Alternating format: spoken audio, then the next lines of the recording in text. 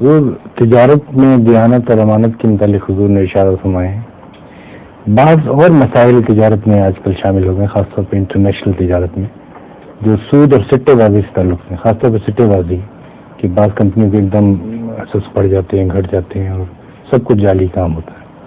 تو ان علائشوں سے تجارت میں کیسے بچا جا سکتا ہے؟ سٹے بازی نہ کریں. جو مجھ سے پوچھتے ہیں میں منع کرتا ہوں.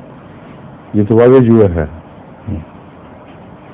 دیکھنے والا معاملہ یہ ہے کہ جو شخص ایک کاروبار کرتا ہے اپنے ذہن میں کاروبار سمجھ کر،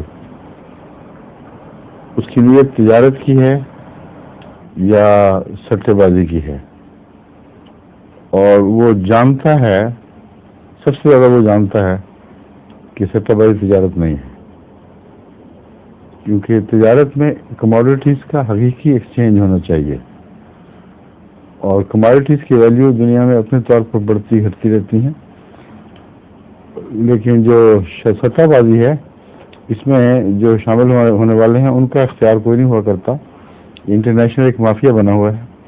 وہ جب چاہیں کسی چیز کی قیمت کو گرا دیں، کسی کو اٹھا دیں، اور امید ان کو یہ ہوتی ہے کہ اگر کوئی حکومت بدل گئی تو شاید ایک دم پیسے قیمتیں بڑھ جائیں گی، اگر کوئی حکومت بدل گئی تو شاید اچانک قیمتیں گر جائیں گی.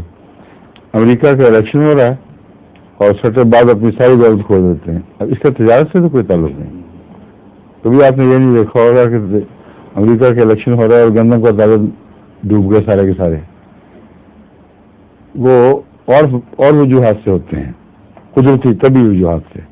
اگر یہ خبریں آئیں کہ گندم کی فصل اتنی زیادہ اچھی ہو گئی ہے کہ اس کے نتیجے میں انٹرنیشنل مارکیٹ میں گندم کی قیمت کم ہو جائے گی، تو اس کے باوجود جو ملکی تجارت کرنے والے ہیں ان کو کوئی اثر نہیں پڑتا. حکومت یہ پالیسی اختیار کر لیتی ہے کہ اب ہم گندم ایکسپورٹ نہیں کریں گے کیونکہ اس کی خاص قیمت نہیں ملے گی ہمیں. اس قسم کے فیصلے ہوتے ہیں جو حقیقی ہوتے ہیں.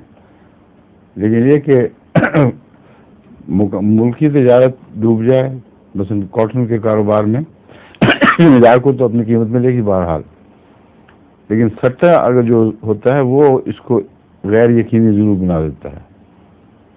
چنانچہ وہ ذمہ دار جو سٹے کی خاطر کاٹن دے دیتے ہیں، یعنی اپنی اس کو روئی بیچ دیتے ہیں اور پیسے وصول نہیں کرتے. وہ کہتے ہیں یہ سودا ہمارا ہے، آج روئی دی ہے اور سودا ہے وہ جنوری فلاں تاریخ کا.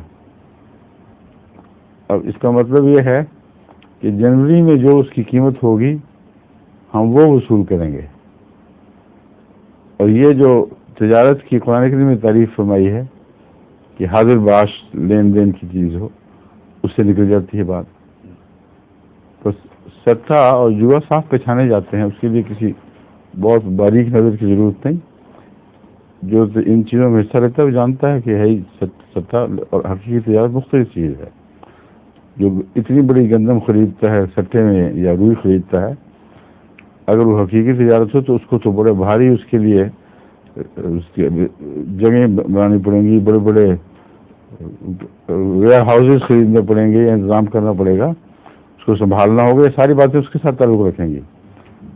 اس نے ایک فرضی سودا کیا، اس کو پتہ ہی نہیں کوئی چیز ہے بھی کہ نہیں کہیں. لکھت پرت میں وہ لکھی گئی اس کے نام. جب اس فرضی چیز کی قیمت بڑھے گی یا گرے گی تو پھر اس کے ساتھ اس کا لین دین جو ہے متاثر ہوگا، یا منافع کی صورت میں یا نقصان کی صورت میں. سمجھیے آپ. ظہور مہدی آخر زمان ہے،